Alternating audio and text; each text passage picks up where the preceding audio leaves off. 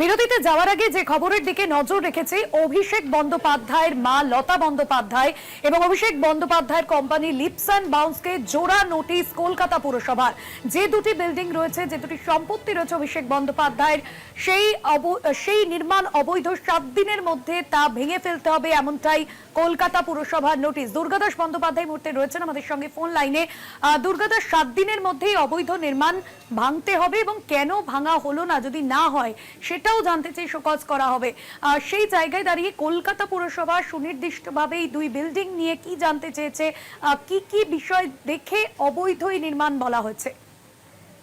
দেখো, প্রসঙ্গক্রমে বলে রাখা ভালো যে এই মানে রাজ্যে পালা বদলের প্রায় আগে থেকেই শুভেন্দু অধিকারী এবং বিজেপির পক্ষ থেকে একটা কথা বারবার বলা হচ্ছিল যে না খায়েগা না খানে দেঙ্গে।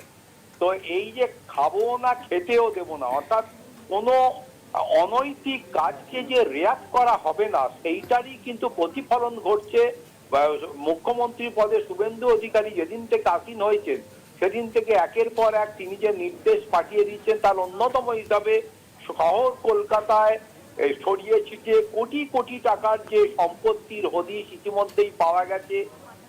এই সর্বভারতীয় তৃণমূল কংগ্রেসের সাধারণ সম্পাদক অভিষেক বন্দ্যোপাধ্যায় এবং তার যে নির্দেশিত কোম্পানি লিপস অ্যান্ড বাউন্স, সেই দুটিকে কেন্দ্র করেই কিন্তু লতা বন্দ্যোপাধ্যায় অর্থাৎ অভিষেকের মা, তাকে অভিষেক বন্দ্যোপাধ্যায়কে এবং তার লিপস অ্যান্ড বাউন্স কোম্পানিকে ইতিমধ্যেই কলকাতা পুরসভার পুর কমিশনারের নির্দেশে নোটিশ পাঠানো হয়েছে। তার সমস্ত সম্পত্তির কাগজপত্র এবং তার বৈধতা, তার ট্যাক্সের কাগজ থেকে আরম্ভ করে যা কিছু আছে অনতি বিলম্বে কলকাতা পুরসভার কাছে জমা দিতে হবে। এবং এই লিপস অ্যান্ড বাউন্স এবং অভিষেক বন্দ্যোপাধ্যায়ের নামে যে সমস্ত সম্পত্তির পাশাপাশি বিল্ডিং গুলো রয়েছে, সেই বিল্ডিং এর সমস্ত কাগজপত্রের বৈধতা আছে কিনা এবং কি কি কাগজপত্র রয়েছে তাও কিন্তু কলকাতা পুরসভার কাছে অনতি বিলম্বে দিতে হবে।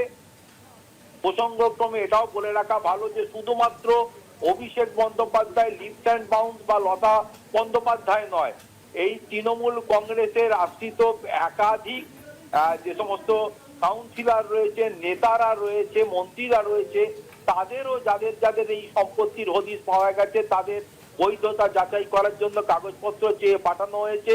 এবং যদি দেখা যায় যে এই কাগজপত্রে ন্যূনতম গন্ডগোল আছে এবং সেখানে কোন রকম বৈধতার বিষয় নেই, তাহলে কিন্তু ওই সংশ্লিষ্ট যে সম্পত্তি সেটা ক্রোপ করা হতে পারে এবং অবৈধ নির্মাণ হলে সেটাকে ভেঙে গুঁড়িয়ে দেওয়া হতে পারে এবং তার বিরুদ্ধে লিগাল প্রসিডিং শুরু করা যাবে বলেও কিন্তু নির্দেশ গেছে নবান্ন থেকে। ফলে যত দিন গড়াবে তত তৃণমূল কংগ্রেসের যে সমস্ত বড় ছোট মাঝারি নেতা নেত্রীরা রয়েছে, তারা দীর্ঘদিন ধরে এই শহর কলকাতা জুড়ে যে মৌরতি পাট্টা চালিয়ে যাচ্ছিল তা ভাঙবার লক্ষ্যে কিন্তু মৌচাকে বা ভিমরুলের চাকে ঝিল ইতিমধ্যেই পড়ে গেছে এবং সময় যত গড়াবে তারা কিন্তু আইনের সামনে, সরকারের যে স্বচ্ছতার সামনে তাদেরকে দাঁড় করানো হবে এবং এই স্বচ্ছতা যদি না প্রমাণিত হয়, যদি অস্বচ্ছ কোনো বিষয় উঠে আসে, তার বিরুদ্ধে যথোপযুক্ত ব্যবস্থা নেওয়া হবে। সে যেই হোক তাকে রিয়াক্ট করা হবে না, এটা স্পষ্ট।